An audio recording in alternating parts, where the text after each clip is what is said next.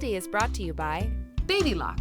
Baby Lock sewing and long arm machines. From piecing to long arming for the love of sewing. Aurifil. Aurifil Italian thread. Perfectly suited for all your quilting projects. Dear Stella.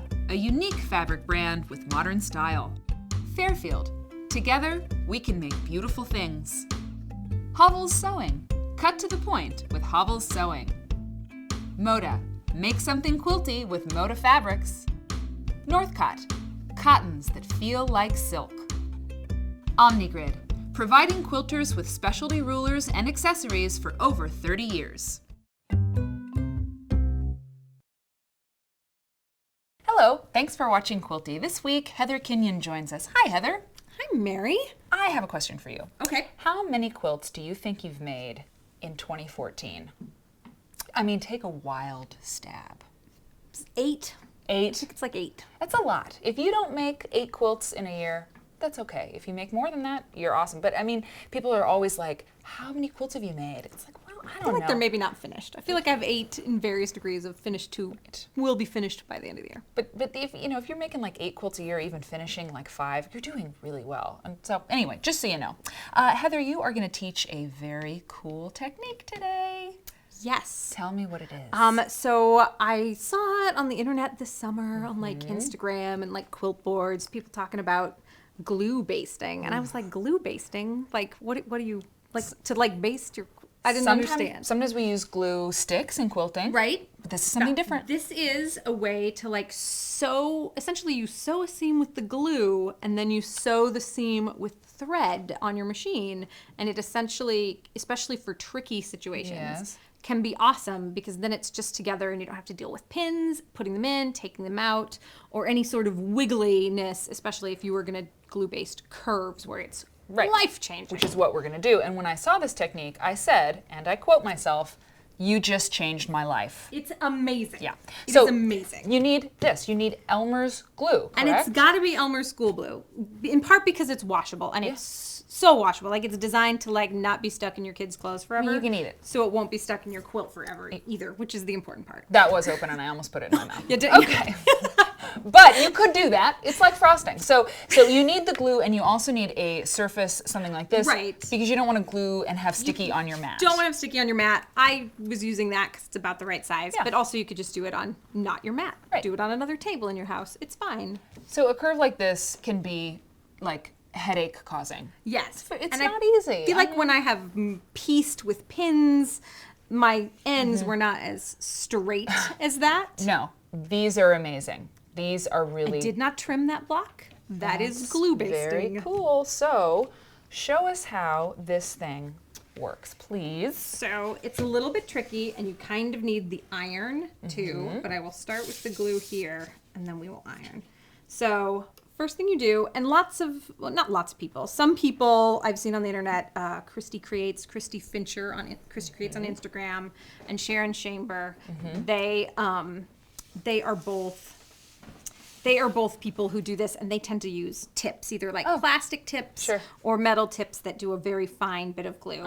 And I've never done that yet because I'm new to this. So you don't need it, but maybe you want it. But it would probably be easier, but you can do it without it. Right. They're not very expensive, so if you decide you love it, it's pretty easy. So you want to do a very thin line of glue along, very thin, and like I kind of like... Smush it.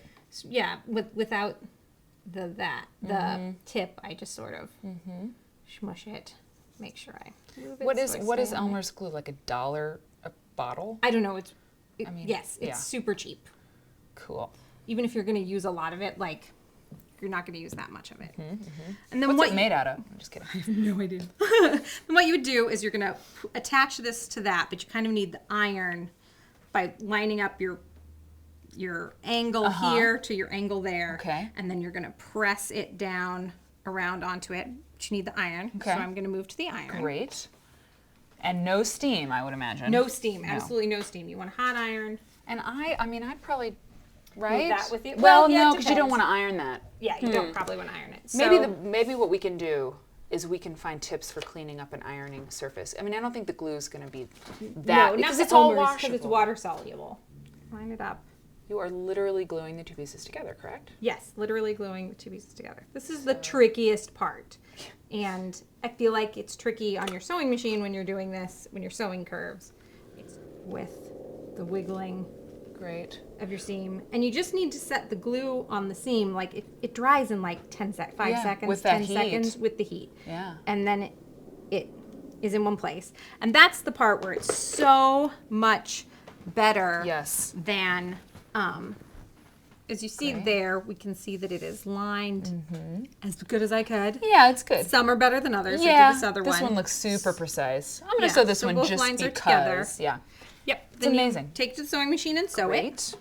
Now, one question is, the glue, it dries really fast, but does it need to cool down or something? No, because it's heat set, it could go right away. Although if you're gonna chain piece a few, chances are the last one you did Right. will be cool. And you want to keep the glue very close to the edge so it ends up in your seam allowance rather than in your seam. Good call. Though it should dry enough that it shouldn't gum up your needle any. What's amazing is that, Elmer's glue, it's like it comes out of everything because children use it and they put it all over themselves. So, it's fine on your quilt if you're going to wash your quilt. I mean, Right, it's gonna wash right out of your quilt. I have to tell you, this is the best pie and crust I've ever done.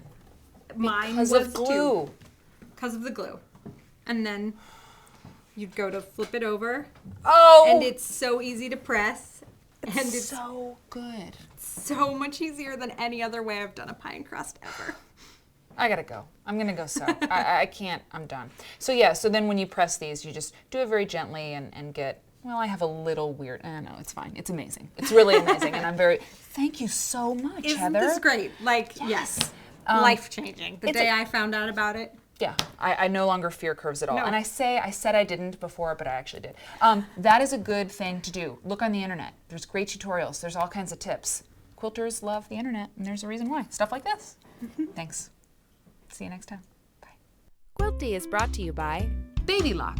Baby Lock sewing and long arm machines. From piecing to long arming for the love of sewing. Aurifil.